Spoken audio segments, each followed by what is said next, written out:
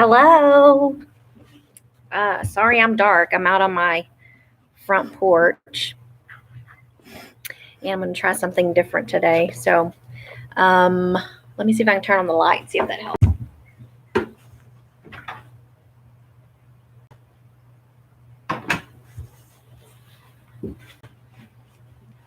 Maybe just a little bit. So I'm still dark. I'm sorry. Yeah, in the house it's just kind of stuffy. And anyway, so I'll just get close. And here's my house, my front yard.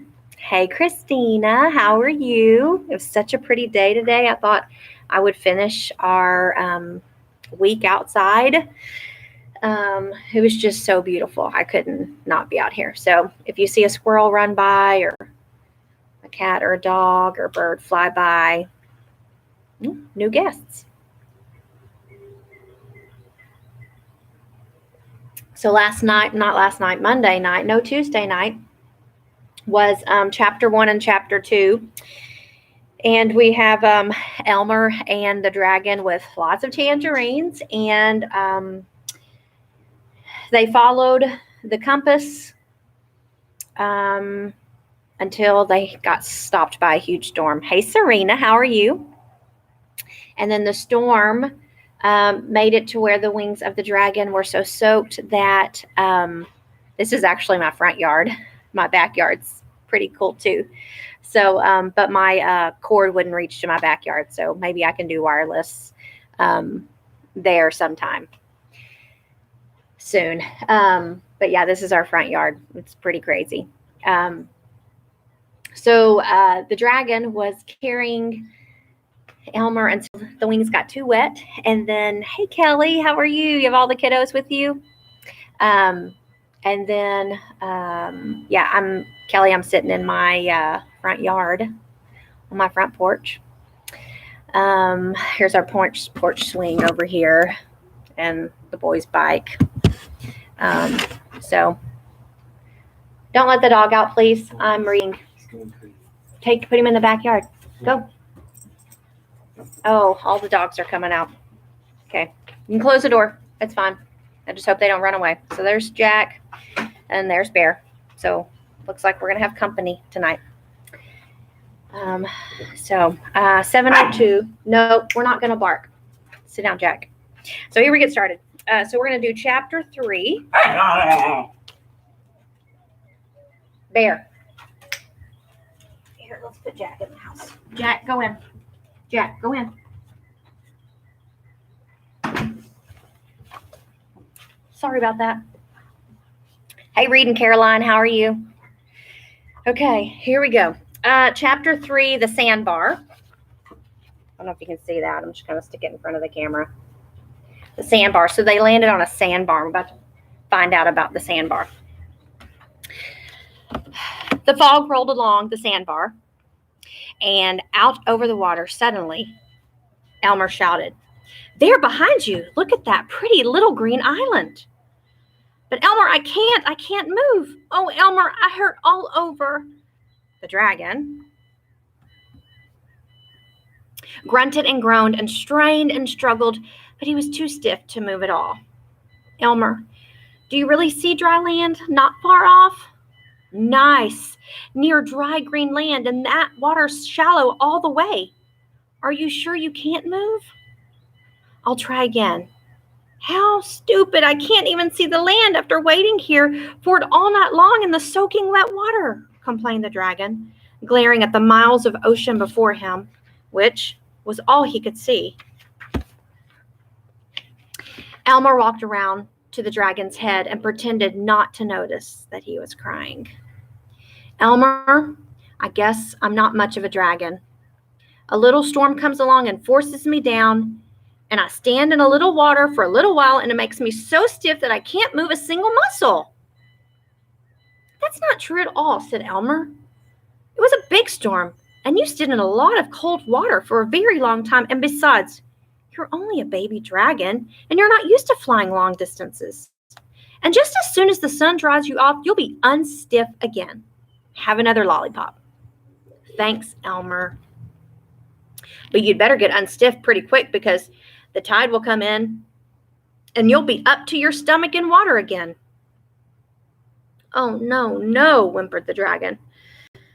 "Well, I'll hang on your neck and see if it will bend," suggested Elmer. He jumped up and caught the dragon's neck. He dangled for a moment, and then both he and the neck thumped down on the sand. "Ouch!" groaned Elmer and the dragon. "Now, can you see the island between your legs?" The dragon carefully curled his head under to look, and then he shouted. I'll show you what he's talking about. So he couldn't turn around, so he's going to peek between his legs to see if he can see what's behind him. "I see it now, Elmer. It's really there. What a lovely little dry island. Now help me limber up my right front leg." Elmer pulled very hard on the dragon's right front leg until it would bend. And then he worked on the left back leg and the left front leg and the right back leg and started all over again with the right front leg. At last, the dragon could turn around and walk. By now, it was hot, and steam rose up all along the dragon's back as the sun beat down on his water-soaked wings. Elmer started for the island, and the dragon hobbled slowly behind. They went along the sandbar as far as they could and then waded into the shallow water. Elmer was still wearing his black rubber boots, but the dragon muttered, "I hate oceans," as he splashed along stiff-leggedly. Finally, they came to the pebbly beach of the tiny island. Above them rose a cliff, and green vines hung over the edge, making a pool of shade. Elmer and the dragon sat down and ate 15 tangerines, leaving 43 more in the knapsack. "I wonder who lives on this island," said Elmer, wiping his mouth on his sleeve. "I think that's a path over there. Come on, let's go exploring."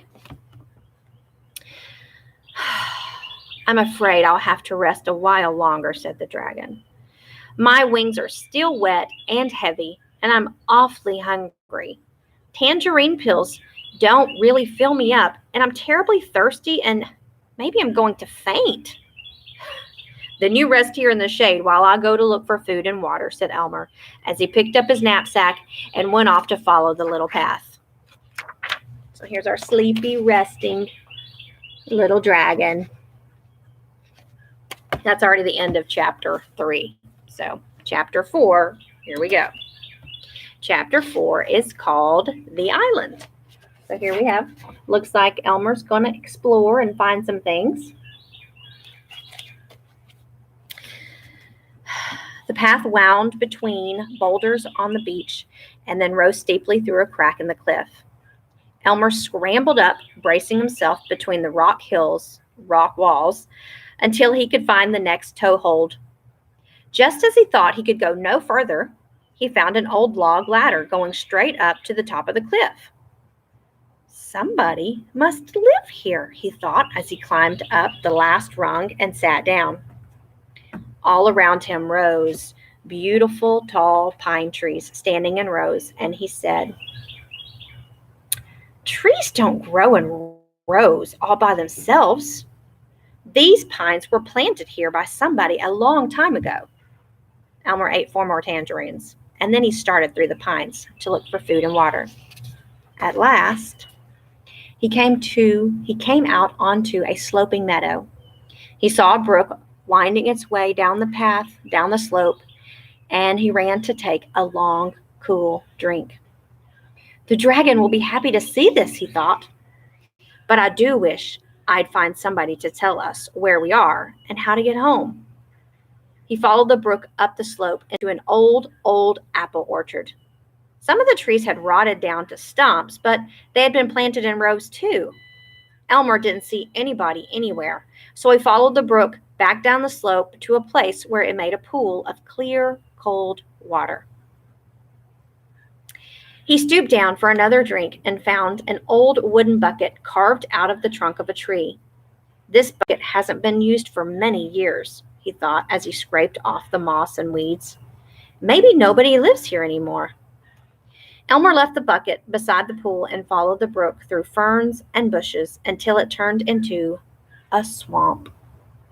Skunk cabbages and ostrich ferns all over the place, yelled Elmer, who was worried about the hungry, thirsty baby dragon. He quickly pulled up 6 skunk cabbages and ran back through the bushes to the pool.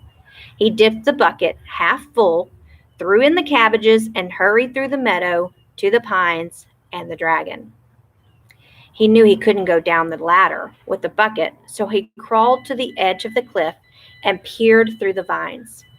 There was the wilted baby dragon snoring in the shade. Dragon! Dragon, wake up! I've got water and skunk cabbages for you. The dragon slowly opened one eye and looked up at Elmer. And then he quickly opened the other and said, Where? Right here in a bucket. But I can't bring it down to you. You'll have to let me pour the water down your throat. Ready? I bet this was fun. Ready, said the dragon, tipping back his head. Elmer aimed and poured, and the dragon drank. Then Elmer threw down the cabbages one by one, and the dragon caught each cabbage in the air, laughing and crying at the same time because he was so happy and hungry and thirsty. That's all, said Elmer. But there's lots more up here on the island, and ostrich ferns too. Can you fly up now? Ostrich ferns? I'd better be able to fly, said the dragon, stiffly flapping his gold-colored wings. He hobbled along the beach and gave a little jump and fluttered up to the top of the cliff. I'm not the dragon I used to be, he panted, but I'll get you home yet, Elmer. Don't you worry about that. Oh, I know you will. I'm not the least bit worried, said Elmer, although he had secretly hoped to find people on the island and a boat going home and all sorts of good things to eat. This must be what kind of cabbage? Oh, mosquitoes are out. There's the cabbage he's catching as he throws it down. I actually like cabbage. I like cabbage with sausage. It's delicious. And I can actually talk my kids into eating it too. So that's all of chapter 4. So if you're interested, I can go ahead and read chapter 5, which is called Flute the Canary. Oh, there's Bear taking a walk. So I can move on to chapter 5. Does that sound like a good idea? So what do you think? Chapter 5, let's go for it. It's only been 13 minutes. So chapter 5 is called Flute the Canary. So here we have pine trees, which I have lots of pine trees in my yard. I don't know if you can see them, but I have pine trees in my yard. So it's almost like I'm with the dragon. We'll see. Flute the Canary. Oh, hey, Faith, how are you? Elmer and the dragon rested a while on top of the cliff, watching the waves spreading out over the sandbar. Suddenly, a little voice chirped. You're Elmer Elevator, aren't you? Something's talking to him. Elmer was too startled to answer. Aren't you? Of course. It's been 3 years and people do change. Elmer looked all around, but he couldn't see anybody. Yes, I'm Elmer, but who and where are you? He asked. Look up in the tree above you. It's me, Flute. Elmer and the dragon looked up, and there he was, Flute the Canary. Funny little Flute with 2 black eyebrows and 1 black feather in each wing. So you can look in the story. There is a bird right there. It's a canary. Oh, Flute! How glad I am to see you. But how did you get here? I flew here the day you let me out of my cage when your mother went to answer the doorbell. This is where all the escaped canaries live. Feather Island, we call it. But what on earth are you doing here? Well, I just rescued this baby dragon. And he was flying me home, only we got caught in a storm and landed here instead. Hey, shh. Sorry. And now he's got to rest and get plenty of food and water before we can go on. Does he eat canaries? I should say not, snorted the dragon. Only fruits and vegetables and lollipops. That's a relief, said Flute. Whew. I almost didn't talk to you because the rest of the canaries were afraid. I'll just tell them everything's all right, said Flute, and shrilled loudly in every direction. Soon canaries were chirping all over the island, and the pine trees rustled with fluttering wings. Let's go eat, said the dragon, who was bored and still hungry and still thirsty. So Flute flew down and rode on Elmer's shoulder as they walked through the pines. Tell me, Flute, do people live on this island? Asked Elmer. The interrupting dog, I'm telling you. Yep, here he is. No people, just canaries. That's what I thought. Well, have you been getting along without my mother? She's never stopped worrying about you. Oh, well, let me read that again. Well, how have you been getting along without my mother? She's never stopped worrying about you. Quite well, thank you, said Flute, but I'm beginning to suffer from the island disease. What's that? I know it sounds silly, but the whole island is sick with curiosity. And old King Can is actually dying of it. Who's King Can? Asked the dragon, becoming somewhat interested. He's the king of the canaries. He's really King Can the 11th. His ancestors, King and Queen Can the First, were the first canaries to live on the island. Let me see if Bear ran away. Just a second.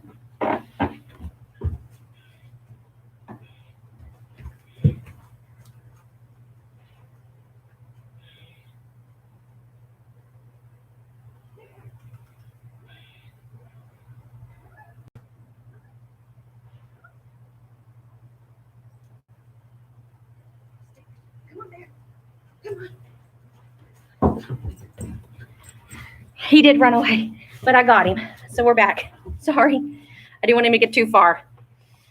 He could have gotten the street. So got him. Okay, so King and Queen Can the First were the first canaries to live on the island. They came with a party of settlers, but the settlers sailed away after a month or two, and they left King Can and his wife behind. Now I understand about the ladder and the bucket and the pine trees and the apple orchard, said Elmer. Yes, said Flute. They are the work of the settlers. But to continue, migrating birds often stop by here, and King Can, being lonesome, told them to ask escaped canaries to live on his island. But even after many canaries had come, he was never well or happy. He's right here. Here's Bear. I'm trying to pet him to keep him from running away.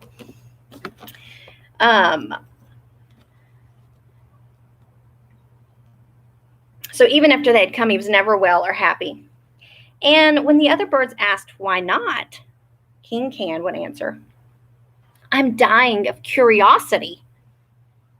Pretty soon, the other canaries grew curious to know why he was so curious. But he told the reason only to his eldest son. And so they all grew sick with curiosity. Finally, when King Can the First was a very old canary, he did die of curiosity. And his eldest son became King Can the Second.